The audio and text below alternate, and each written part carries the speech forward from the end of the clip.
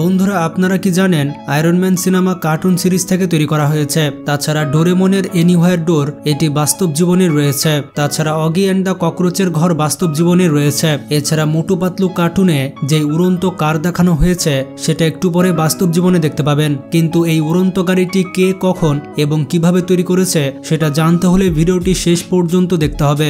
আপনি একবার চিন্তা করুন, যদি আপনার কাছে ডোরেমনের এই দরজা থাকতো, এমনকি ব্যাম্বো কপ্টার থাকতো, আর বোনাস হিসেবে আপনি ঘরে থাকা ড্রয়ারের মাধ্যমে যদি টাইম ট্রাভেল করতে পারতেন, তাহলে বিষয়টি কেমন হতো? সত্যি পুরো জমে যেত। বন্ধুরা, এটি আমাদের কাছে স্বপ্ন হলেও জাপানের মানুষজন এটি বাস্তবে করে দেখিয়েছে।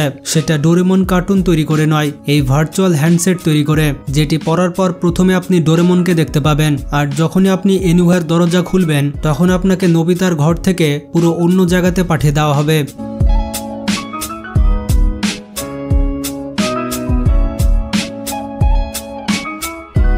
2017 সালে জাপানিজ কোম্পানি যেটি এই সিস্টেমকে তৈরি করেছিল, তারা মানুষজনকে 10 মিনিটের জন্য এই ভার্চুয়াল রিয়েলিটির এক্সপিরিয়েন্স দিচ্ছিল। এটা আসলে করা হয়েছিল নোবিতার নতুন সিনেমাকে প্রমোট করার জন্য।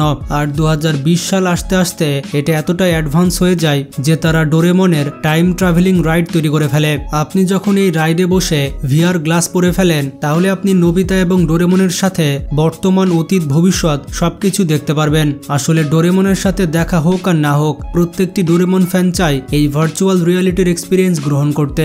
আপনারা কারা কারা চান কমেন্টে জানান।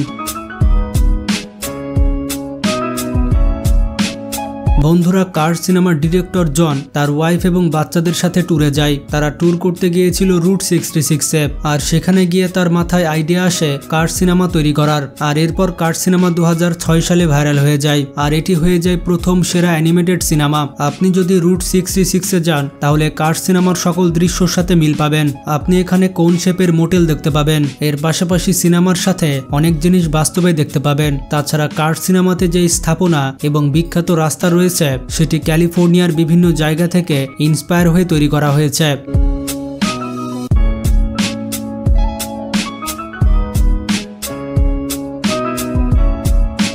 ঠিক একইভাবে অ্যাংরি বার্ড কার্টুনের এই বিখ্যাত আইল্যান্ডটি বাস্তব জীবনে রয়েছে। এটি আপনি দেখতে পাবেন বাহামাস আইল্যান্ডে।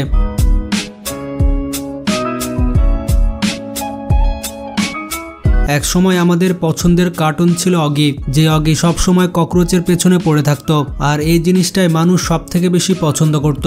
ইন্টারেস্টিং ফ্যাক্ট হচ্ছে এই অগি কার্টুন পৃথিবীর 190টি দেশে সম্প্রচার করা হয়েছিল। আর অগির যে বিখ্যাত বাড়িটি ছিল সেটি বাস্তব জীবনে রয়েছে, যা 90% মানুষই দেখেনি। তো এই দেখুন, এটি হচ্ছে অগি কার্টুনের বাস্তব জীবনের বাড়ি। আপনারা দেখতে পাচ্ছেন বাড়িটির রং মিলে গিয়েছে। যদিও অগি কার্টুনটি তৈরি করেছে ফ্রান্স, কিন্তু অগির এই বাড়িটি কম্বোডিয়াতে রয়েছে। তাছাড়া অগি কার্টুনে বেশ কয়েকবার ইন্ডিয়ার মুম্বাইয়ের কথা বলা হয়েছে। এমনকি অগি কার্টুনের পুরো একটি পর্ব ইন্ডিয়াকে ডেডিকেট করে তৈরি করা হয়েছিল। এছাড়া সেই পর্বতে দেখানো হয়েছিল অগি এবং তার ভাই ইন্ডিয়ার বিভিন্ন জায়গায় ভ্রমণ করছে।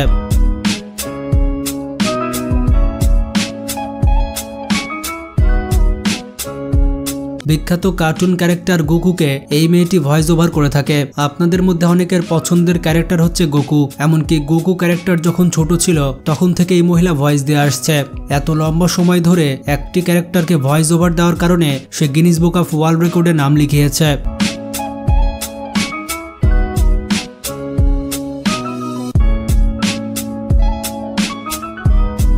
এই কার্টুনে ডক্টর গেরু যে রোবট তৈরি করেছিল, সেই রোবট কিন্তু বাস্তব জীবনে রোবটের সাথে মিলে যায়। বর্তমানে মানুষ সোফিয়া থেকে শুরু করে নাদিন, এরিকার মতো রিয়ালিস্টিক রোবট তৈরি করতে সক্ষম হয়েছে। এই সকল রোবট শুধুমাত্র মানুষের মতো দেখতেই নয়, বরঞ্চ তারা মানুষের মতো কথা বলতে পারে এবং আচরণ করতে পারে।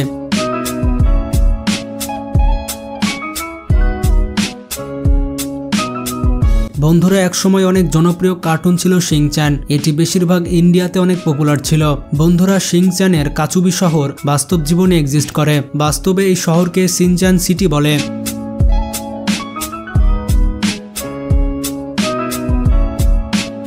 আর এই শিংচ্যান সিটি জাপানের টোকিওতে অবস্থিত।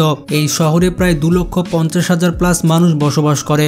এই শিংচ্যান সিটিকে দেখার জন্য প্রতি বছর অনেক মানুষ যায় এই শহরে। আর যেখানে ট্যুরিজম রয়েছে সেখানেই তো টাকা রয়েছে।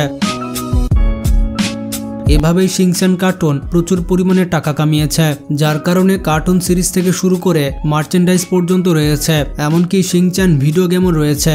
সত্যি অবিশ্বাস্য। তবে আপনি যদি জাপানের এই শহরে না যেতে পারেন তাহলে আপনার জন্য শিংচ্যান কার্টুনের এই চিপস রয়েছে। বাস্তব জীবনে এই চিপস আপনি কনজিউম করতে পারবেন।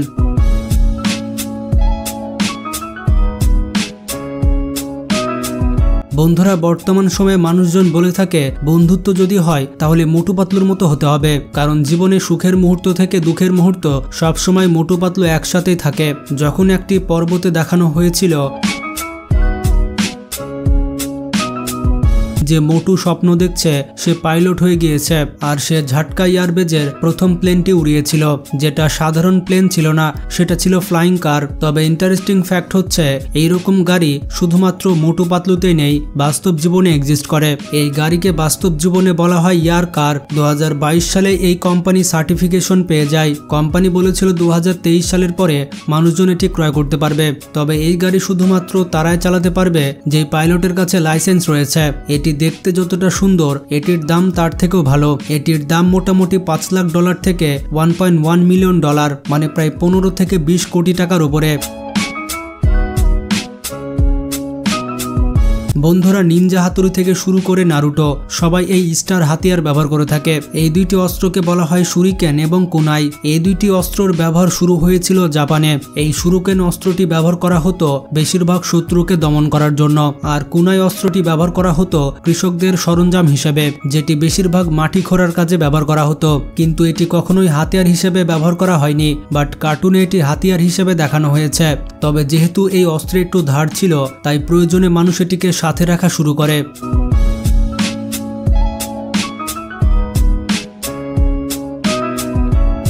বন্ধুরা, ছোটা ভীম যেমন ফেমাস, ঠিক তেমনই ছোটা ভীমের শহর ঢোলাকপুর ফেমাস। অনেক বাচ্চা স্বপ্ন দেখেছে সে ঢোলাকপুরে যাবে এবং ছোটা ভীমের সাথে দেখা করবে।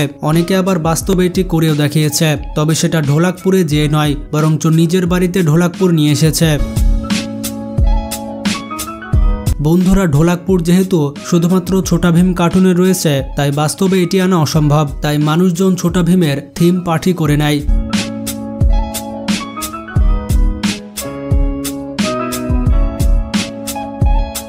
এছাড়া বিভিন্ন ইভেন্টকে ঢোলাকপুর হিসেবে সাজানো হয়েছিল।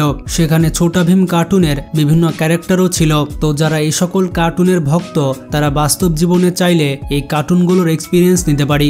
আসলে কার্টুন এমন একটি জিনিস যেটি আমাদের ছোটবেলার স্মৃতির সাথে জড়িয়ে আছে। তাই কার্টুন ভালোবেসে থাকলে ভিডিওটিতে লাইক দিয়ে দেন এবং চ্যানেলটি সাবস্ক্রাইব করে ফেলুন। তো ভালো থাকবেন, আল্লাহ হাফেজ।